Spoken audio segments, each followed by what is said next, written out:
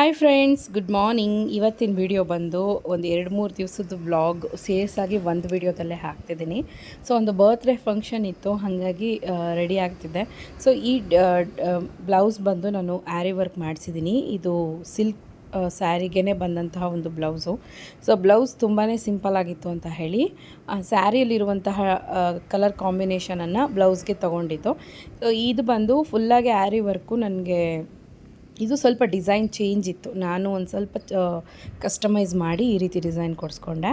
Border ಬಂದು ಕೈಗೆ ಹಿಡಿಸಿದ್ರೆ ಅಷ್ಟು ಚೆನ್ನಾಗಿರಲ್ಲ ಅಂತ ಹೇಳಿ ಪ್ಲೈನನ್ನೇ ಸ್ಲೀವ್ಗೆ ಕೊಟ್ಟು ಅದಕ್ಕೆ ನಾನು ಮಣಿ ವರ್ಕ್ ಮಾಡಿಸಿ ಇದು ಫುಲ್ಲಾಗಿ ಥ್ರೆಡ್ ವರ್ಕ್ ಮಾಡಿಸಿದೆ. ತುಂಬಾ ಚೆನ್ನಾಗಿ ಬಂದಿತ್ತು ಇದು ಡಿಸೈನು. ಮತ್ತು ಕಸ್ಟಮೈಸ್ ಮಾಡಿಸಿರೋದ್ರಲ್ಲಿ ಏನು ಡಿಫ್ರೆನ್ಸ್ ಅಂದರೆ ಇಲ್ಲಿ ದೊಡ್ಡದಾಗಿ ಮಿರರ್ಸ್ ಇತ್ತು. ನಾನು ಚಿಕ್ಕದಾಗಿರಲಿ ಮಿರರ್ಸ್ ತುಂಬ ದೊಡ್ಡದು ಬೇಡ ಅಂತ ಹೇಳಿ ಕಮ್ಮಿ ಮಾಡಿಸ್ದೆ. ಇದು ಸಿಲ್ಕ್ ಸ್ಯಾರಿ, ಇದಕ್ಕೆ ಇದು ಮ್ಯಾಚಿಂಗಾಗಿ ಮಾಡಿಸಿರೋವಂಥದ್ದು ಪಿಸ್ತಾ ಕಲರ್ ಸ್ಯಾರಿ ಇದು. ಸೊ ಹೋಗಿ ಬಂದಾಯಿತು ಫಂಕ್ಷನ್ಗೆ. ಹಾಗೆಯೇ ಮನೇಲಿ ಚಿಕ್ಕದಾಗಿ ಟಿಫನ್ ಮನೆಯವ್ರು ಬಂದುಬಿಟ್ಟು ಬೀಟ್ರೋಟ್ ಪಲ್ಯ ಮತ್ತು ಚಪಾತಿ ಮಾಡೋಕ್ಕೆ ಹೇಳಿದ್ರು. ಸೊ ಹಾಗಾಗಿ ಮಾಡೋಣ ಅಂತ ಹೇಳಿ ರೆಡಿ ಮಾಡ್ತಾಯಿದ್ದೀನಿ. ಹಾಗೆ ಬಂದು ಮನಾಲಿಗೆ ಹೋಗೋದಕ್ಕೆ ಎಷ್ಟಾಗಿತ್ತು ಮತ್ತು ನೀವು ಎಷ್ಟು ಖರ್ಚು ಮಾಡಿದ್ರಿ ಅಂತ ಕೂಡ ಕೇಳಿದ್ರಿ, ಅದನ್ನು ಹೇಳ್ತೀನಿ ನಾನು. ಥಂಬ್ನೈಲ್ ನೋಡಿದ್ರೇ ನಿಮ್ಗೆ ಅರ್ಥ ಆಗಿರುತ್ತೆ. ನಾನು ಬಂದು ಮನಾಲಿಗೆ ಹೋಗೋದಕ್ಕೆ ಎಷ್ಟು ಖರ್ಚಾಯ್ತಂದರೆ ಆಲ್ಮೋಸ್ಟಾಗಿ ಇವಾಗಿರೋ ಚಿನ್ನದ ರೇಟಲ್ಲಿ 25 ಗ್ರಾಮ್ ಅಷ್ಟು ಚಿನ್ನ ಬಂದುಬಿಡುತ್ತೆ. ಅಷ್ಟು ಖರ್ಚಾಯಿತು. ನಿಜವಾಗ್ಲೂ ನನಗೇ ಮನ್ಸಿಗೆ ಬೇಜಾರಾಯಿತು, ಜಾಸ್ತಿ ಖರ್ಚು ಮಾಡ್ತಾಯಿದ್ದೀವೇನೋ ಅಂತ. ಸೊ ಇದು ನಮ್ಮ ಮನೆಯವರ ಒಂದು ಒಪಿನಿಯನ್, ಹೋಗಲೇಬೇಕು ನೋಡಬೇಕು ಪ್ಲೇಸ್ ಅಂತ. ಸೊ ನಾನು ಬಂದು ಕಮ್ಮಿದೆಲ್ಲಾದರೂ ಹೋಗೋಣ ಅನ್ನೋ ಥರ ಹೇಳಿದೆ.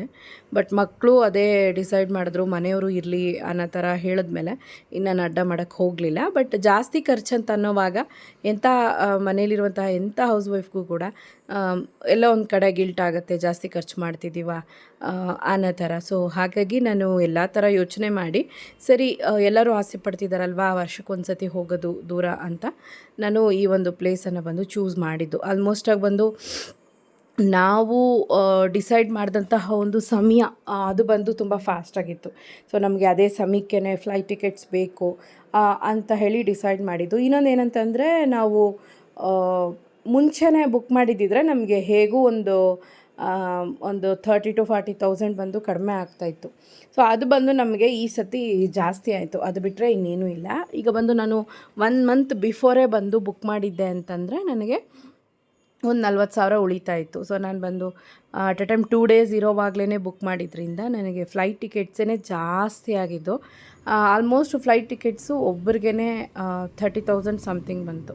ಸೊ ಹೋಗೋದಕ್ಕೆ ಬರೋದಕ್ಕೆ ಮನಾಲಿಗೆ ನಾವು ಚಂಡೀಗಢ ಬರುತ್ತಲ್ವ ಏರ್ಪೋರ್ಟು, ಅಲ್ಲಿಗೆ ಹೋಗಿ ಲ್ಯಾಂಡಾಗಿ ಮತ್ತು ಅಲ್ಲಿಂದ ನಮಗೆ ನೆಕ್ಸ್ಟ್ ಅಲ್ಲಿಂದ ಏರ್ ಇಂಡಿಯಾ, ಹೋಗೋವಾಗ ಇಂಡಿಗೋ, ಈ ರೀತಿ ಇದ್ದಿದ್ದರಿಂದ ಹೋಗೋದು ನಮಗೆ ಜಾಸ್ತಿ ಬಿತ್ತು ಕಾಸ್ಟು, ಬರೋದು ನಮಗೆ ಕಡಿಮೆ ಬಿತ್ತು. ಸೊ ಹಾಗಾಗಿ ಒಬ್ಬೊಬ್ರಿಗೆ 30,000 ಕಂಪ್ಲೀಟಾಗಿ 30,180 ರೂಪಾಯಿ ಏನೋ ಬಿತ್ತು ಒಬ್ಬೊಬ್ಬರಿಗೆ ಫ್ಲೈಟ್ ಟಿಕೆಟ್ಸೇ. ಸೊ ಅದೇ ಜಾಸ್ತಿ ರೇಟ್ ಆಗಿದ್ದು. ಸೊ 30,000 ಅಂತಂದರೆ 4 ಜನಕ್ಕೆ 120,000 ರೂಪಾಯಿ ನಮಗೆ ಫ್ಲೈಟ್ಗೆ ಜಾಸ್ತಿ ಆಯಿತು. ಮತ್ತು ಅಲ್ಲಿ ನಮಗೆ ಪ್ಯಾಕೇಜ್ ನಾವು ಮಾಡ್ಕೊಂಡಿದ್ದು, ಆ ಪ್ಯಾಕೇಜ್ ಅಂತಂದಾಗ ಅಂದರೆ ಅವ್ರು ಬಂದು ಟ್ರಾವೆಲ್ಸ್ ಅವ್ರ ಕಡೆಯಿಂದನೇ ಹೋಗಿದ್ದಿದ್ದು ನಾವು. ಸೊ ಅಲ್ಲಿ ಒಬ್ಬರಿಗೆ ಫೇರ್ ಅವ್ರು ಹಾಕಿದ್ದು ಬಂದು 51,000 ಹಾಕಿದರು. ಟೋಟಲ್ 5 days 6 nights ನಮಗೆ ಅಷ್ಟು ಕಾಸ್ಟ್ ಬರುತ್ತೆ ಒಬ್ಬರಿಗೆ. ಅಂದರೆ ಹೋಟ್ಲಲ್ಲಿ ಡಿನ್ನರ್ ಮತ್ತು ಬ್ರೇಕ್ಫಾಸ್ಟ್ ಅಲ್ಲೇ ಇನ್ಕ್ಲೂಡ್ ಆಗಿರುತ್ತೆ.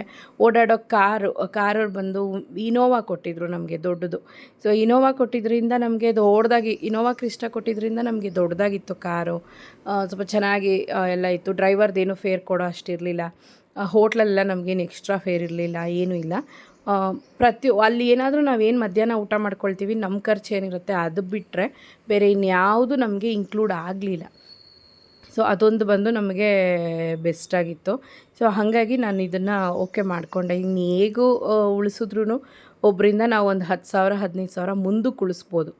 ಅಂದರೆ ಇನ್ನೂ ಒಂದು ತಿಂಗಳಿಗೋ ಆ ಥರ ಬುಕ್ ಮಾಡಿದ್ದಿದ್ರೆ. ಸೊ ಹಾಗಾಗಿ ಹೋಗಲೇಬೇಕು, ಅದೇ ನೋಡಬೇಕು ಮನಾಲಿ ಅನ್ನೋ ಥರ ಇದ್ದಿದ್ದರಿಂದ ಬುಕ್ ಮಾಡ್ಕೊಂಡಿದ್ದು. ಸೊ ಹಾಗಾಗಿ ನಮಗೆ 2 lakh ಸಮಥಿಂಗ್ ಬಂದು ನಮಗೆ ಅಲ್ಲಿ ಹೋಗಿ ಮತ್ತು ಅಲ್ಲಿ ಉಳ್ಕೊಳ್ಳೋದಕ್ಕೆ ಓಡಾಡೋದಕ್ಕೇ ನಮಗೆ ಖರ್ಚಾಯಿತು. 120,000 ರೂಪಾಯಿ ನಮಗೆ ಟಿಕೆಟ್ಸ್ಗೆ ಆಯಿತು. ಮತ್ತು ಅಲ್ಲಿನ ಖರ್ಚು ಅದೆಲ್ಲ ಸೇರಿ ಒಬ್ಬರಿಗೆ ಟೋಟಲಾಗೇ ಫ್ಲೈಟ್ ಟಿಕೆಟ್ಸ್ ಫೇರ್ ಮತ್ತು ಅಲ್ಲಿಂದು ಎಕ್ಸ್ಪೆನ್ಸ್ ಏನಿರುತ್ತೋ ಒಬ್ಬೊಬ್ಬರಿಗೆ 51,000 ಖರ್ಚು ಬಿತ್ತು. ಸೊ 51 ಅಂತಂದಾಗ 2,04,000 ನಾವು ಟೋಟಲಾಗಿ ಕೊಟ್ಟಂತಹ ಅಮೌಂಟು. ಸೊ ನಮಗೆ ಅಲ್ಲಿ ಓಡಾಟ ಮತ್ತು ನಾವು ಲೈಟಾಗಿ ಶಾಪಿಂಗ್ ಮಾಡ್ಕೊಂಡಿದ್ದು ಮತ್ತು ಕೆಲವೊಂದು ಎಂಟ್ರಿ ಫೀಸು ಇದೆಲ್ಲ ನಮಗೆ ಇನ್ಕ್ಲೂಡ್ ಆಗುತ್ತೆ. ಸೊ ಅದು ಅವೆಲ್ಲ ಒಂದು ಸೇರಿಸಿದ್ರೆ ಮಧ್ಯಾಹ್ನ ಊಟ ಮಾಡಿದ್ದು ಎಕ್ಸ್ಟ್ರಾ ಅದು ಇದು ಅಂತೆಲ್ಲ ಅನ್ನುವಾಗ ಅದೊಂದು 50,000 ಒಳಗಡೆ ಬರುತ್ತೆ. ಜಾಸ್ತಿ ಏನಿಲ್ಲ, 50,000 ಒಳಗಡೆ. ಸೊ ನನಗೆ ಗೊತ್ತಿದ್ದ ಪ್ರಕಾರ ಖರ್ಚು ಬಂದು 2.5 ಲಕ್ಷ ಆಯಿತು. 5 ಡೇಸ್ 6 ಡೇಸ್ಗೆ 5 ನೈಟ್ಸು 6 ಡೇಸ್ಗೆ ಅಷ್ಟು ಕಾಸ್ಟ್ ಆಗುತ್ತೆ. ನೀವೇನೇ ಕಡಿಮೆ ಮಾಡ್ತೀನಿ, ನಾನು ತುಂಬ ಕಡಿಮೆಲೇ ಹೋಗಿ ಬರ್ತೀನಿ ಅಂದರೂ ಕೂಡ ಫ್ಲೈಟ್ ಟಿಕೆಟ್ಸಲ್ಲಿ ನೀವು ಕಡಿಮೆ ಮಾಡ್ಬೋದೇ ವಿನಃ ಅಲ್ಲಿನ ಒಂದು ಫೇರ್ಸು ಅದೇ ಇರುತ್ತೆ. ಯಾಕಂದರೆ ಒಂದೊಂದು ಹೋಟೆಲ್ಸ್ಗೂ 1 ನೈಟ್ಗೆ 6,000 ಸಮಥಿಂಗ್ ಬರುತ್ತೆ. ನಾವಾಗೆ ಹೋಗಿ ಖರ್ಚು ನೋಡ್ಕೊಳ್ತೀವಿ, ನಾವು ಅಲ್ಲಿಂದೆಲ್ಲ ನಾವೇ ನೋಡ್ಕೊಳ್ತೀವಿ, ಕಾರ್ದೆಲ್ಲ ನೋಡ್ಕೊಳ್ತೀವಿ, ಊಟ ನೋಡ್ಕೊಳ್ತೀವಿ ಅಂತೆಲ್ಲ ಏನೇ ಅಂದರೂ ಕೂಡ ಅಲ್ಲಿ ಹೋದಾಗ ಒಂದೊಂದು ಹೋಟ್ಲು ಒಂದೊಂದು ಥರ ಫೇರ್ ಇರುತ್ತೆ, ಒಂದೊಂದು ಕಾರ್ದು ಒಂದೊಂದು ಥರ ಡಿಫ್ರೆನ್ಸ್ ಇರುತ್ತೆ. ನಾವು ಅಂದ್ಕೊಂಡಿದ್ದು ಕಾರಲ್ಲಿ ಸಿಗಲ್ಲ ಆ ಟೈಮ್ಗೆ. ಸ್ವಲ್ಪ ನಮ್ಮ ಮುಖ ನೋಡಿ, ನಮ್ಮ ಭಾಷೆ, ನಾವು ಮಾತಾಡೋದು ರೀತಿ ನೋಡಿ ಜಾಸ್ತಿ ಹೇಳ್ತಾರೆ ರೇಟು. ಸೊ ಹೇಗೂ ನೀವೇ ಎಲ್ಲ ಮಾಡ್ಕೊಳ್ತೀರಿ ಅಂದರೂ ಕೂಡ ನೀವೊಂದು 10ರಿಂದ ಒಂದು 15-16 ಸಾವಿರ ಇಲ್ಲ ಒಂದು 18,000 ಉಳಿಸ್ಬೋದು. ಅಂದರೆ ಎಲ್ಲ ಓನಾಗಿ ನಿಮ್ಮ ರಿಸ್ಕ್ ಇರುತ್ತೆ. ಸೊ ಇಷ್ಟು ಖರ್ಚಾಯಿತು. ಸೊ ಆಲ್ಮೋಸ್ಟ್ ಬಂದು ಈಗ ಎಲ್ಲ ಸೇರಿ ಟೋಟಲಾಗಿ ಕೂಲಿ ವೇಸ್ಟೇಜ್ ಎಲ್ಲ ಸೇರಿ 1 ಗ್ರಾಮು 9,800 10,000 ಮೇಲೆ ಇದೆ. ಈಗ 10,000 ಅಂದರೂ ಕೂಡ ನನಗೆ 25 ಗ್ರಾಮ್ ಒಡವೆ ಬರ್ತಿತ್ತು ಅನ್ನೋ ಥರ ನಮ್ಮ ಮನೆಯವ್ರಿಗೆ ನಾನು ಹೇಳ್ತಿದ್ದೆ. ಸೊ ಆ ಲೆವೆಲ್ಗೆ ಖರ್ಚಾಯಿತು. ಇದು ನನಗೆ ಮಾತ್ರ ಅಲ್ಲ, ಯಾರೇ ಹೋದ್ರೂ ಎಲ್ಲರಿಗೂ ಇದೇ ಖರ್ಚೇ ಆಗೋದು. ಒಂದು ವೇಳೆ ನಾವು ಮುಂದಕ್ಕೆ ಹೋಗ್ತೀವಿ, ಫ್ಯೂಚರ್ ಪ್ಲ್ಯಾನ್ ಇದೆ, ನಮಗೆ ಟ್ರಿಪ್ ಹೋಗೋ ಪ್ಲ್ಯಾನ್ ಇದೆ ಅಂದರೆ ಒಂದು ಒಳ್ಳೆ ಟೈಮ್ ಡೇಟ್ ನೋಡಿಕೊಂಡು, ನಿಮ್ಮ ಕಂಫರ್ಟಬಲ್ ಡೇಸ್ ನೋಡಿಕೊಂಡು, ಆ ಟೈಮ್ ರಜಾ ಇದೆಯಾ, ಫ್ರೀ ಇರ್ತೀರಾ ಎಲ್ಲ ನೋಡಿಕೊಂಡು ನೀವು ಮೊದಲೇ ಫ್ಲೈಟ್ ಟಿಕೆಟ್ಸ್ ಬುಕ್ ಮಾಡ್ಕೊಂಡ್ರಿ ಅಂದರೆ ಖಂಡಿತವಾಗ್ಲೂ ನೀವೊಂದು ಒಬ್ಬರಿಂದ 10,000 ಆದರೂ ಉಳಿಸ್ಬೋದು. ಎಷ್ಟು ಜನ ಹೋಗ್ತಿರೋ ಅದರಲ್ಲಿ. ನಾವು ಶುಕ್ರವಾರ ಬಂದು ಬುಕ್ ಮಾಡಿದ್ವಿ, ಶನಿವಾರ ಶಾಪಿಂಗ್ ಆಯಿತು, ಭಾನುವಾರ ಬಂದು ಬೆಳಗಿನ ಜಾವ 4:45ಗೆ ಫ್ಲೈಟ್ ಇತ್ತು. ಸೊ 2 ಡೇಸ್ಗೆಲ್ಲ ನಾವು ಬುಕ್ ಮಾಡ್ಕೊಂಡಿದ್ದು. ಹಾಗಾಗಿ ಟಿಕೆಟ್ಸ್ ಬಂದು ಫೇರ್ ಜಾಸ್ತಿ ಆಗ್ತಾಯಿರುತ್ತೆ, ಕಡಿಮೆ ಆಗ್ತಾಯಿರುತ್ತೆ, ಅದು ಹೇಳೋಕ್ಕೆ ಬರೋಲ್ಲ. ಸೊ ಅದು ನೋಡ್ಕೊಂಡು ಮಾಡ್ಕೊಳ್ಳಿ. ಸೊ ನನಗೆಲ್ಲ ಒಂದು ಕಡೆ ಈ ಸಲ ಟ್ರಿಪ್ ಜಾಸ್ತಿ ಎಕ್ಸ್ಪೆನ್ಸ್ ಆಯಿತು ಅನ್ನೋ ಥರ ಮನ್ಸು ಅನ್ನಿಸ್ತಿತ್ತು. ಮತ್ತು ನಮಗಲ್ಲಿ ಊಟ ಕೂಡ ಅಷ್ಟು ಲೆವೆಲ್ಗೆ ಸೆಟ್ ಆಗಲಿಲ್ಲ. ನಮ್ಮ ಸೌತ್ ಇಂಡಿಯನ್ ಫುಡ್ ಥರ ಎಲ್ಲ ಅಲ್ಲಿ ಬರೋಲ್ಲ, ಎಲ್ಲ ನಾರ್ತ್ ಇಂಡಿಯನ್ ಸ್ಟೈಲಲ್ಲೇ ಫುಲ್ಲು ರೋಟಿ, ಪನ್ನೀರು, ರಾಜ್ಮಾ ಕರಿ ಅಂದ್ಕೊಂಡು ನಮ್ಮ ಸ್ಟೈಲ್ ರೈಸ್ ಕೂಡ ಅಲ್ಲಿರಲ್ಲ, ಬರೀ ಬಾಸ್ಮತಿ ರೈಸ್ ಆ ಥರ ಇರುತ್ತೆ. ಎಲ್ಲೋ ಒಂದು ಕಡೆ ಊಟ ಮಿಸ್ ಮಾಡಿಕೊಂಡೆ ನಾನು. ಮತ್ತು ಶಿಮ್ಲಾ, ಕುಳ್ಳು ಇದೆಲ್ಲನೂ, ಕುಳ್ಳು ಬಂದು ಸ್ಪೋರ್ಟ್ಸ್ ಮಾಡೋರಿಗೆ, ವಾಟರ್ ಸ್ಪೋರ್ಟ್ಸ್ ಮಾಡೋರಿಗೆ ಓಕೆ, ಮತ್ತು ಪ್ಯಾರಾಗ್ಲೈಡಿಂಗ್ ಮಾಡೋರಿಗೆ ಓಕೆ. ನಾನೇನು ಆಟ ಆಡೋಲ್ಲ, ನಾನು ಆರಾಮಾಗಿ ಹೋಗಿ ಬರಬೇಕಷ್ಟೇ ಅಂದರೆ ಕುಳ್ಳು ಏನೂ ನೀವು ನೋಡೋ ಅಂಥದ್ದೇನಿಲ್ಲ.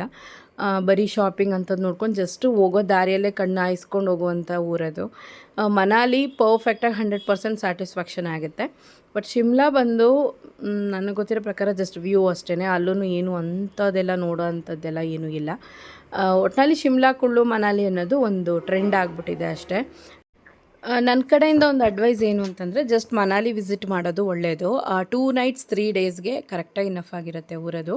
ಅಷ್ಟೊಂದು ಇದ್ದು ನೋಡುವಂಥದ್ದು ಏನಿಲ್ಲ. ಜಸ್ಟ್ ಸೋಲಾಂಗ್ ವ್ಯಾಲಿ ಮತ್ತು ಕೆಲವೊಂದು ಅಲ್ಲಿರುವಂಥ ಪಾರ್ಕ್ಸು, ದೊಡ್ಡ ದೊಡ್ಡ ಒಂದು ಫಾರೆಸ್ಟ್ ಏರಿಯಾ ಥರ ಇರುತ್ತೆ ಅದು ಪಾರ್ಕೆಲ್ಲ ನೋಡೋದಕ್ಕೆ. ಮತ್ತು ಮಾಲ್ ರೋಡು ಇದೆಲ್ಲ. ಮಾಲ್ ರೋಡ್ ಅಂದರೆ ದೊಡ್ಡದಾಗಿ ಅದೊಂದು ಹೈಪ್ ಮಾಡಿಬಿಟ್ಟಿದ್ದಾರೆ. ಮಾಲ್ ರೋಡ್ ಅಂದರೆ ಜಸ್ಟ್ ಶಾಪಿಂಗ್ ಏರಿಯಾ ಅದು ಅಷ್ಟೇ, ಅಂದರೆ ಹಳೆ ಮಾರ್ಕೆಟ್ ಅದು. ಸೊ ಅಲ್ಲಿ ಹೋಗಿ ನೀವು ಬೇಕನ್ನೋದು ಶಾಪಿಂಗ್ ಮಾಡ್ಬೋದು, ಆ ರೀತಿ ಇದೆ ಅಷ್ಟೇ. ಸೊ ಇದನ್ನು ಹೇಳಬೇಕು ಅಂದ್ಕೊಂಡೆ, ಯಾಕಂದರೆ ನಾನು ಆಲ್ಮೋಸ್ಟ್ ಹೋಗಿ ಬಂದು 1 ಮಂತ್ ಹೋಗಿನೇ ಅಲ್ಲಿನೇ ನಾವು ಇದೇ 1 ತಿಂಗ್ಳು ಮುಂಚೆ ಅಲ್ಲಿದ್ವಿ ನಾವು. ಸೊ 1 ಮಂತ್ ಆಯಿತು ಅಂದ್ಕೊಳ್ಳಿ. ಸೊ 1 ಮಂತಲ್ಲಿ ನಾನು ಇದನ್ನು ಹೇಳಲಿಲ್ಲ, ಹಾಗಾಗಿ ನಾನು ಸರಿ ಆಯಿತು ಇನ್ಕ್ಲೂಡ್ ಮಾಡೋಣ ವೀಡಿಯೋದಲ್ಲಿ, ಸ್ವಲ್ಪ ಜನರಿಗೆ ಗೊತ್ತಾಗುತ್ತೆ ಎಕ್ಸ್ಪೆನ್ಸ್ ಎಲ್ಲ ಎಷ್ಟಿದೆ ಅಂತ ಅಂದ್ಬಿಟ್ಟು ಹೇಳ್ತಾ ಇದ್ದೀನಿ ಅಷ್ಟೇ. ಸೊ ಇಷ್ಟ ಆಯಿತು. ಎಕ್ಸ್ಪೆನ್ಸ್ ಎಲ್ಲನೂ ಜಾಸ್ತಿ ಖರ್ಚು ಅಂತ ಬಂದರೆ ನಮ್ಮದು ಫ್ಲೈಟ್ಗೆ ಬರುತ್ತೆ, ಇನ್ನು ಮಿಕ್ಕಿದ್ದೆಲ್ಲನೂ ಖರ್ಚುಗಳು ಕಡಿಮೆನೇ. ನೀವು ಆಲ್ಮೋಸ್ಟ್ ನೀವು ಒಂದು 3 ಡೇಸ್ ಇರ್ತೀರಾ ಇಲ್ಲ 5 ಡೇಸ್ ಇರ್ತೀರಾ ಅಂದರೂ ಕೂಡ ನಿಮಗೆ ಒಂದು ದಿವಸಕ್ಕೆ ಒಂದು 4,000ಗೆ ಒಂದು ರೂಮ್ ರೆಂಟಿಗೆ ನೀವು ಅಲ್ಲಿ ಇರ್ತೀರಿ ಅಂತ ಅಂದ್ಕೊಂಡ್ರೆ ನಿಮ್ಗೆ ಅವತ್ತಿನ ರೆಂಟ್ ಏನು ಬರುತ್ತೆ ಅಂದರೆ 4,000 5,000 ಲೆಕ್ಕ ಬರುತ್ತೆ. ಒಂದು 3 ಡೇಸ್ 4 ಡೇಸ್ ಇಲ್ಲ 5 ಡೇಸ್ ಇರ್ತೀರ ಅಂದರೆ ನಿಮ್ಗೆ ಹೇಗೂ ಒಂದು 25,000 ಬಂದು ರೂಮ್ ರೆಂಟೇ ತೊಗೊಂಡ್ಬಿಡ್ತಾರೆ ಅವರು. ಮತ್ತು ನಿಮಗೆ ಅಲ್ಲಿ ಓಡಾಟ ಕಾರ್ದು ಎಷ್ಟು ತಗೊಳ್ತಾರೆ ಅಂದರೆ ಮಿನಿಮಮ್ ಒಂದು 10,000 ಮೇಲೇ ಕಾರ್ದೆಲ್ಲ ತಗೊಳ್ತಾರೆ. ಸೊ ಹೇಗೆ ನೋಡಿದ್ರು ನಿಮಗೆ ನೀವಾಗ ಹೋದ್ರಿ ಅಂತಂದರೆ ಒಂದು ಸ್ವಲ್ಪ ಉಳಿಸ್ಬೋದು. ಮುಂಚೆನೇ ಬುಕ್ ಮಾಡ್ತೀರಾ ಅಂದರೆ ಅದರಲ್ಲೂ ನೀವು ಫ್ಲೈಟಲ್ಲಿ ಕೂಡ ಉಳಿಸ್ಬೋದು.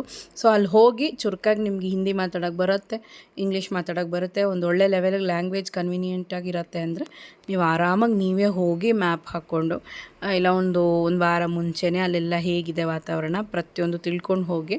ಮತ್ತು ಅಲ್ಲಿ ವೆದರ್ ಕೂಡ ಇಂಪಾರ್ಟೆಂಟು. ಅಲ್ಲಿ ಡಿಸೆಂಬರ್ ತುಂಬಾ ಸ್ನೋ ಬೀಳತ್ತೆ. ನೀವು ಆರಾಮಾಗಿ ಬಂದು ಮಾರ್ಚ್ ಎಂಡ್ ಏಪ್ರಿಲ್ ಸ್ಟಾರ್ಟಿಂಗಲ್ಲಿ ಹೋದರೆ ಒಂದು ಲೆವೆಲ್ಗಿರುತ್ತೆ. ಇನ್ನು ಮಿಕ್ಕಿದ ಟೈಮಲ್ಲೆಲ್ಲ ಅಲ್ಲಿ ಊರೇ ಬಂದಾಗಿರತ್ತಂತೆ, ಆ ಲೆವೆಲ್ಗೆ ಮಂಜಿರುತ್ತೆ ಅಂತ ಅಲ್ಲಿರೋರೇ ಒಬ್ಬರು ಕನ್ನಡದವ್ರು ಸಿಕ್ಕಿದ್ರು, ಉತ್ತರ ಕರ್ನಾಟಕದವರು. ಸೊ ಅವರೇ ಹೇಳಿದ್ರು ಈ ಥರ ಹಿಂಗಿರುತ್ತೆ ಅಂತ.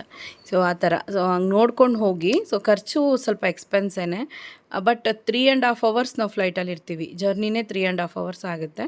2500 ಕಿಲೋಮೀಟರು ಒನ್ ವೇ ಆಗುತ್ತೆ. ತಿರುಗಿ ಬರೋದು 2500. ಮತ್ತು ಆಲ್ಮೋಸ್ಟ್ ನೀವು ಒಳಗಡೆ ಸುತ್ತಾಡೋದಕ್ಕೆ ಮತ್ತು ಅಲ್ಲಿ ನೀವು ಚಂಡೀಗಢ ಏರ್ಪೋರ್ಟಿಂದನೇ ಮನಾಲಿ ಆಲ್ಮೋಸ್ಟ್ 300 ಕಿಲೋಮೀಟರ್ಸ್ ಬರುತ್ತೆ. So journey first day full journey ಇರುತ್ತೆ. ಸೊ ಇದನ್ನೆಲ್ಲ ತಿಳ್ಕೊಬೇಕಷ್ಟೇ. ತಿಳ್ಕೊಂಡು ನೀವು ಪ್ಲ್ಯಾನ್ ಮಾಡಿ. ನನಗೆ ಟ್ರಿಪ್ ತುಂಬ ಇಷ್ಟ ಆಯಿತು, ಸ್ಯಾಟಿಸ್ಫ್ಯಾಕ್ಷನ್ ಆಗಿತ್ತು. ಖರ್ಚು ಅದೇ ಥರನೇ ಇರುತ್ತೆ, ಏನೂ ಮಾಡೋಕ್ಕಾಗಲ್ಲ ಅಷ್ಟೇ. ಸೊ ಈ ವಿಡಿಯೋದಲ್ಲಿ ಇದನ್ನು ಹೇಳಬೇಕು ಅಂದ್ಕೊಂಡೆ ಹೇಳಿದೆ. ರೆಗ್ಯುಲರ್ ವ್ಲಾಗ್ ತುಂಬ ಜನ ಕೇಳ್ತಾ ಇದ್ದೀರಾ. ಈ ನಡುವೆ ವ್ಲಾಗ್ ಸರಿಯಾಗೇ ಮಾಡೋಕ್ಕಾಗಲಿಲ್ಲ. ಮಕ್ಕಳು ಮನೇಲಿರೋದ್ರಿಂದ ಸ್ಕೂಲು ಮತ್ತು ಸ್ಕೂಲ್ ಪ್ರಿಪ್ರೇಷನ್ಸ್ ಹೋಗ್ತಾಯಿದೆ. ಅವ್ರಿಗೆ ಯೂನಿಫಾರ್ಮ್ಸ್ ಕಲೆಕ್ಟ್ ಮಾಡೋದು ಮತ್ತು ಬುಕ್ಸ್ ಕಲೆಕ್ಟ್ ಮಾಡೋದು, ಬೈಂಡಿಂಗ್ ಹಾಕೋದು, ಮತ್ತು ಅವರಿಗೆ ಬುಕ್ಸ್ ಎಲ್ಲ ಎತ್ತಿಟ್ಕೊಳ್ಳೋದಕ್ಕೆ ಹಳೆ ಬುಕ್ಸ್ ಎಲ್ಲ ತೆಗೆದು ಹೊಸ ಬುಕ್ಸ್ ಎಲ್ಲ ಎತ್ತಿಡೋದಕ್ಕೆ ಸ್ಪೇಸ್ ರೆಡಿ ಮಾಡಿಕೊಂಡು ಒಂದೊಂದೇ ಕ್ಲೀನಿಂಗ್ ಕೆಲಸ. ಸೊ ಈ ಥರ ಹೋಗ್ತಾಯಿದೆ ಡೇಸ್ ಎಲ್ಲನೂ. ಜಾಸ್ತಿ ವೀಡಿಯೋಸೇ ಮಾಡೋಕ್ಕಾಗಲಿಲ್ಲ. ಹಾಗಾಗಿ 3 ಡೇಸ್ ವ್ಲಾಗ್ ಒಂದೇ ಸಲ ಹಾಕೋಣ ಅಂತ ಹೇಳಿ ಮಾಡ್ತಾಯಿದ್ದೀನಿ. ಇದು ಬಂದು ನೀವು ಯಾವುದೇ ಕಾರಣಕ್ಕೂ ನನ್ನನ್ನು ಮನಿ ಸೇವಿಂಗ್ ಅಂತ ಹೇಳ್ತೀರಾ, ನೀವೇ ಎಷ್ಟು ಖರ್ಚು ಮಾಡಿದ್ದೀರಲ್ಲ ಅಂತೆಲ್ಲ ನನ್ನನ್ನು ಕೇಳಬೇಡಿ. ಯಾಕಂದರೆ ಇದು ನನ್ನ ಎಕ್ಸ್ಪೆನ್ಸ್ ಅಲ್ಲ, ಎಲ್ಲ ಪೂರ್ತಿ ಹಸ್ಬೆಂಡ್ ಡಿಸೈಡು. ಅವ್ರು ನೋಡಬೇಕು ಮತ್ತು ಮಕ್ಕಳು ನೋಡಬೇಕು ಅಂತ ಆಸೆ ಪಟ್ಟ ಮೇಲೆ ಇನ್ನು ನಾನೇನು ಉಳಿಸೋದಿದೆ ಅದರಲ್ಲಿ. ಈಗ ಏನೇ ಉಳಿಸಿದ್ರೂ ಅವ್ರ ಆಸೆ ನೆರವೇರಲ್ಲ ಅಲ್ವಾ. ಸೊ ನಾನು ನೋಡಬೇಕು ಅಂತ ಊರು ಅವೆಲ್ಲ ನೋಡ್ಕೊಂಬರ್ಬೇಕು ಅಂತ ಮಕ್ಕಳು ಕೇಳೋವಾಗ, ಮನೆಯಲ್ಲೂ ಕೇಳೋವಾಗ ನಾನು ದುಡ್ಡು ಉಳಿಸ್ಬೇಕು ಅಂತಂದರೆ ಎಲ್ಲೋ ಒಂದು ಕಡೆ ಅವ್ರ ಆಸೆನ ನನ್ನ ಒಂದು ಏನಂದರೆ ಜುಪ್ಪಣತನದಿಂದ ಇದಾಗತ್ತೆ. ಸೊ ಹಾಗಾಗಿ ನಾನು ಅದನ್ನು ಇದು ಮಾಡೋಕ್ಕೆ ಹೋಗಲಿಲ್ಲ. ಸರಿ, ನನಗೂ ಎಲ್ಲೋ ಒಂದು ಕಡೆ ನೋಡಬೇಕು ಅನ್ನಿಸ್ತು. ಹಾಗಾಗಿ ಪ್ಲ್ಯಾನ್ ಮಾಡಿದ್ವಿ. ಇದೇ ಫಸ್ಟ್ ಟೈಮ್ ನಾವು ಲಾಂಗಾಗಿ ಹೋಗಿರೋದು. ಗೋವಾ ಹೋಗಿದ್ದೀವಿ, ಚೆನ್ನೈ ಹೋಗಿದ್ದೀವಿ ಫ್ಲೈಟಲ್ಲಿ. ಬಟ್ ಲಾಂಗಾಗಿ ಹಾಫ್ ಆನ್ ಅವರ್ಗೆಲ್ಲನೂ ಜರ್ನಿ ಮುಗೀತಿತ್ತು. ಎಕ್ಕಿ ಕುತ್ಕೊಂಡು ಸ್ವಲ್ಪ ಹೊತ್ತಿಗೆಲ್ಲ ನಾವು ಲ್ಯಾಂಡ್ ಆಗ್ತಿದ್ವಿ. ಬಟ್ ಈ ಟೈಮ್ ಬಂದು ತುಂಬ ಲಾಂಗ್ ಜರ್ನಿ ಆಗಿತ್ತು. ಮಾರ್ನಿಂಗ್ ಬಂದು ನಾವು ಚಂದ್ರನೂ ನೋಡಿದ್ವಿ, ಅರ್ಲಿ ಮಾರ್ನಿಂಗ್ ಬಂದು ಸೂರ್ಯನ ಉದಯ ಕೂಡ ನೋಡಿದ್ವಿ. ಸೊ ಆ ಥರ ತುಂಬ ಚೆನ್ನಾಗಿತ್ತು. ಒಂದು ಕಡೆ ಲೆಫ್ಟ್ ಸೈಡ್ ಚಂದ್ರ, ರೈಟ್ ಸೈಡ್ಗೆ ಸೂರ್ಯನ ಉದಯ. ತುಂಬ ಹೇಗಿತ್ತು ನೋಡೋದಕ್ಕೆ ಅಂದರೆ ಒಂಥರ ತುಂಬ ಡಿಫ್ರೆಂಟ್ ಫೀಲ್ ಆಗಿತ್ತು ಈ ಸಲ ನಾವು ಟ್ರಿಪ್ಪಲ್ಲಿ. ಮತ್ತು ಬರೋವಾಗ ನೈಟ್ ಎಕ್ಕಿದ್ದು ನಾವು. ಸೊ ಬೆಳಗ್ಗಿನ ಜಾವ 2 ಗಂಟೆಗೆ ನಾವು ಲ್ಯಾಂಡ್ ಆಗಿದ್ದು. ಸೊ ಒಂದೊಂದು ಅನುಭವ ಬೇಕಲ್ವ ಲೈಫಲ್ಲಿ. ನಾವು ಅನ್ಕೋತೀವಿ ದುಡ್ಡು ಉಳಿಸ್ಬೇಕು ಅಂತ, ಉಳಿಸ್ಬೇಕು. ಬಟ್ ಕೆಲವೊಂದು ಟೈಮಲ್ಲಿ ದುಡ್ಡು ನೋಡೋಕ್ಕಾಗಲ್ಲ. ಓಕೆ, ಮನೆಯವ್ರದ್ದು ಒಂದು ಒಪಿನಿಯನ್, ಮಕ್ಕಳ ಒಪಿನಿಯನ್ನು ನೋಡಬೇಕಾಗತ್ತೆ ಅಂತ ನಾನು ಈ ಸಲ ಏನೂ ಮಾತಾಡೋಕ್ಕೆ ಹೋಗಲಿಲ್ಲ. ಹೋಗಿ ನೋಡಿ ಬಂದ್ವಿ. ಜಾಲಿಯಾಗಿತ್ತು, ಚೆನ್ನಾಗಿತ್ತು. ಎಲ್ಲ ಒಂದು 2 ಡೇಸ್ ಶಿಮ್ಲಾ ವೇಸ್ಟ್ ಏನೋ ಅನ್ನೋ ಥರ ಫೀಲ್ ಆಯಿತು ಅಷ್ಟೇ. ಸೊ ನಾವು ಜಸ್ಟ್ ಮನಾಲಿ ಪ್ಲ್ಯಾನ್ ಮಾಡ್ಕೊಂಡಿದ್ದಿದ್ರೆ ನಮಗೆ ಹೇಗೂ ಒಂದು 40,000 to 50,000 ಉಳಿತಿತ್ತೇನೋ. ಯಾಕಂದರೆ ಇನ್ನೂ ಡೇಸ್ ಎಲ್ಲ ಇತ್ತಲ್ವ. ಸೊ ಅದೆಲ್ಲ ಉಳಿತಾ ಇತ್ತು ನಮಗೆ. ಹಾಗೆ ಪರ್ಕೆಗಳು ಬಂದು ಒಂದು ಸ್ವಲ್ಪ ಬಿಸಿಲಲ್ಲಿ ಇಡಬೇಕಾಗಿತ್ತು. ಮತ್ತು ಅದರಲ್ಲಿ ಹೂವೆಲ್ಲ ಇರುತ್ತಲ್ಲ, ಅದೆಲ್ಲ ಸ್ವಲ್ಪ ಎಕ್ಸ್ಟ್ರಾ ಅದು ಎಕ್ಸೆಸ್ ಆಗಿರೋದನ್ನೆಲ್ಲ ಹೊಡಿಬೇಕಿತ್ತು. ಸೊ ನನ್ನ ಮಗನಿಗೆ ಹೇಳಿದೆ ಅಷ್ಟೇ, ಅವನೆಲ್ಲ ಪಾಪ ಮನೆ ಮೇಲೆ ಬಂದು ಇಲ್ಲ ಮಾಡ್ದ. ಸೊ ನಾನು ಈ ಪರ್ಕೆಗಳನ್ನೇ ಯೂಸ್ ಮಾಡೋದು. ನಮ್ಮ ಕಡೆ ಸಿಗತ್ತೆ ಇದು. ಸೊ ಒಂದು ಪರ್ಕೆಗೆ ನಾನು ಉದ್ದ ಪರ್ಕೆಗೆ 25 ರೂಪಾಯಿನೂ, ಸ್ವಲ್ಪ ಉದ್ದ ಕಮ್ಮಿ ಇರೋ ಪರ್ಕೆಗೆ 20 ರೂಪಾಯಿನೂ ಕೊಟ್ಟು ತೊಗೊಳ್ತೀನಿ. ಒನ್ ಟೈಮ್ಗೆ 10 ಪರ್ಕೆ 15 ಪರ್ಕೆ ಆ ಥರ ತೆಗೆದು ಸ್ಟೋರ್ ಮಾಡಿ ಇಟ್ಕೊಂಡ್ಬಿಡ್ತೀನಿ. ಬಿಸಿಲು ಟೈಮಲ್ಲಿ ಜಸ್ಟ್ 1 hour 2 hour ಬಂದು ನಾವು ಬಿಸಿಲಲ್ಲಿ ಒಣಗಾಕಿ ಆಮೇಲೆ ಎತ್ತಿಟ್ಕೊಂಡ್ರೆ ಅದು ವರ್ಷ ಆದ್ರೂ ಏನೂ ಆಗೋಲ್ಲ. ಇದು ತೊಗೊಂಡು ಆಲ್ಮೋಸ್ಟ್ ಎಲ್ಲ ಇಯರ್ಸೇ ಆಯಿತು. ಸೊ ಅದಕ್ಕೆ ಎಲ್ಲನೂ ಬಿಸಿಲಲ್ಲೆಲ್ಲ ಒಣಗಿಡಕ್ಕೆ ಹೇಳಿದೆ. ಚೆನ್ನಾಗಿ ಒಣಗಿಬಿಟ್ರೆ ಅಷ್ಟೇ ಸಾಕು. ಯಾಕಂದರೆ ಇನ್ನು ಮಳೆ ಸ್ಟಾರ್ಟ್ ಆಗುತ್ತೆ, ಇನ್ನು ಒಣಗಿಸೋದಕ್ಕೆ ನಮಗೆ ಸ್ಪೇಸು ಇರೋಲ್ಲ. ಮತ್ತು ಮಳೆ ಬರ್ತಾನೆ ಇರುತ್ತೆ, ನೆಂದೋಗ್ಬಿಡತ್ತೆ. ಪರ್ಕೆ ನೆಂದರೆ ಹೋಗುತ್ತೆ ಅಂದ್ಬಿಟ್ಟು ನಾನು ಬಿಸಿಲಲ್ಲಿ ಹಾಕಕ್ಕೆ ಹೇಳಿದೆ. ಸೊ ಎಲ್ಲ ಅವನೇ ಎಲ್ಲ ಕ್ಲೀನ್ ಮಾಡಿ ವೀಡಿಯೋ ಕೂಡ ತೆಗೆದುಬಿಟ್ಟು ತಂದು ಕೊಟ್ಟ ನನಗೆ. ನಾನು ಪ್ಲಾಸ್ಟಿಕ್ ಪರ್ಕೆನಾಗಲಿ ಇಲ್ಲ ಈಗ ಆರ್ಟಿಫಿಷಿಯಲ್ ಎಲ್ಲ ಬರುತ್ತಲ್ಲ ಅದೆಲ್ಲ ಯಾವುದು ಯೂಸ್ ಮಾಡಲ್ಲ. ಮೊದಲು ಯೂಸ್ ಮಾಡ್ತಿದ್ದೆ, ನನಗೆ ಅಷ್ಟೊಂದು ಕಂಫರ್ಟಬಲ್ ಆಗಿರಲಿಲ್ಲ. ಸೊ ಇದೇ ಅವೈಲೇಬಲ್ ಆಗಿರೋವಾಗ ನಾವೇನಕ್ಕೆ ಅದನ್ನು ಯೂಸ್ ಮಾಡಬೇಕು ಅಂತ. ತುಂಬ ಉದ್ದ ಇರುತ್ತೆ, ತುಂಬ ಬಗ್ಬೇಕು ಅನ್ನೋ ಅವಶ್ಯಕತೆಯೂ ಇಲ್ಲ. ಆರಾಮಾಗಿ ಮನೆಯಲ್ಲಿ ನೆಮ್ಮದಿಯಲ್ಲೇ ಕೆಲಸ ಮಾಡ್ಕೋಬೋದು ಇದರಿಂದ. ಓಕೆ ಫ್ರೆಂಡ್ಸ್, ಇವತ್ತಿನ ವಿಡಿಯೋ ಏನು ಅನ್ನಿಸ್ತು ಅಂತ ಕಮೆಂಟ್ ಮಾಡಿ. ಹಾಗೆಯೇ ಇನ್ನೂ ಯಾವ ಥರ ವೀಡಿಯೋಸ್ ಬೇಕು ಅನ್ನೋದು ಕಮೆಂಟ್ ಸೆಕ್ಷನಲ್ಲಿ ತಿಳಿಸಿ. ಆಲ್ಮೋಸ್ಟ್ ಮನಿ ಸೇವಿಂಗ್ದಾಗಲಿ, ಹೆಲ್ತ್ದಾಗಲಿ, ಮನೆ ರಿಲೇಟೆಡ್ ಆಗಲಿ ತುಂಬ ವೀಡಿಯೋಸ್ನ ಪೋಸ್ಟ್ ಮಾಡಿದ್ದೀನಿ ನಾನು. ನಿಮ್ಗೆ ಯಾವ ಥರ ಬೇಕು ಅಂತ ಇನ್ನೂ ಕೇಳಿದ್ರೆ ನಾನು ಅದಕ್ಕೆ ತಕ್ಕ ಹಾಗೆ ಕಂಟೆಂಟ್ ಕ್ರಿಯೇಟ್ ಮಾಡೋದಕ್ಕೆ ಯೂಸ್ಫುಲ್ಲಾಗಿರುತ್ತೆ. ಹಾಗೆ ಮಕ್ಳಿಗೂ ಇನ್ನೇನು ರಜಾ ಮುಗಿತಾ ಬಂತು. ಇನ್ನೇನು 10 ಡೇಸ್ ಸ್ಕೂಲ್ ಇದೆ, ಅವ್ರಿಗೆ ಸ್ಕೂಲ್ ಸ್ಟಾರ್ಟ್ ಆಗಿಬಿಡುತ್ತೆ. ಸೊ ಪ್ರಿಪ್ರೇಷನ್ ಎಲ್ಲ ಮಾಡ್ಕೊಳ್ತಾ ಇದ್ದೀನಿ ನಾನು ಕೂಡ. ಮಕ್ಕಳಿಗೆ ಇನ್ನೇನು ಸ್ಕೂಲ್ಸ್ಗೆ ಪ್ರತಿಯೊಂದು ಅಷ್ಟೇ ಕಲೆಕ್ಟ್ ಮಾಡ್ಕೋಬೇಕು. ಸೈಜ್ ವೇರಿಯೇಷನ್ ಆಗಿಬಿಡುತ್ತೆ ಯೂನಿಫಾರ್ಮ್ಸ್ದು ಅಂತೇಳಿ ಪ್ರತಿಯೊಂದು ಅಷ್ಟೇ ಮಾಡಿಕೊಂಡೆ.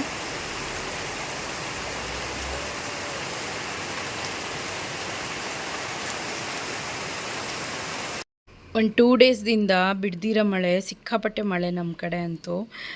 ತುಂಬ ಮಳೆ ಬರ್ತಾಯಿತ್ತು. ಸೊ ಇದರಿಂದ ಎಷ್ಟೊಂದು ಡಸ್ಟು, ಭೂಮಿ ಎಷ್ಟು ಬಿಸಿಯಾಗಿತ್ತು, ಎಲ್ಲನೂ ತಂಪಾಯಿತು ಮತ್ತು ತುಂಬ ಧೂಳು ಹೋಯಿತು. ಅದೊಂಥರ ಖುಷಿ. ಸೊ ಎಲ್ಲ ಹಾಗೆ ನೋಡಿಕೊಂಡು ಇದೊಂದು ವಿಡಿಯೋ ಕ್ಲಿಪ್ ಕೂಡ ತೊಗೊಂಡೆ ನಾನು. ನಮ್ಮ ಮನೆ ಹತ್ರ ಗಿರ್ಲಾಕ್ಸಿರೋದ್ರಿಂದ ಆರಾಮಾಗಿ ಧೈರ್ಯವಾಗಿ ಈ ಥರ ನಿಂತ್ಕೊಂಡು ಎಲ್ಲ ನೀಟಾಗಿ ನೋಡ್ಬೋದು. ಜಾರ್ಕೆ ಇದ್ದರೂ ಕೂಡ ಗಿರ್ಲಿ ಹಿಡ್ಕೊಂಡು ನಡ್ಕೊಬೋದು, ಅಷ್ಟು ಲೆವೆಲ್ಗೆ ಚೆನ್ನಾಗಿರುತ್ತೆ. ಸೊ ಒಂಥರ ಸೆಕ್ಯೂರಾಗಿ ಫೀಲ್ ಆಗುತ್ತೆ ಈ ಥರ ಹಾಕ್ಸ್ಕೊಂಡಾಗ. ಸೊ ಹಾಗೆಯೇ ವೀಡಿಯೋ ಮಾಡಿಕೊಂಡೆ ನಾನು. ಅಷ್ಟೇ ಚೆನ್ನಾಗಿತ್ತು. ಮಳೆ ಬರ್ತಾ ಬರ್ತಾ ಬರೋ ಸ್ಮೆಲ್ಲು ಅದೆಲ್ಲ ಅಷ್ಟೊಂದು ಒಳ್ಳೆ ಸಮಾಧಾನ, ಪೀಸ್ಫುಲ್ಲನ್ನು ಕೊಡುತ್ತೆ.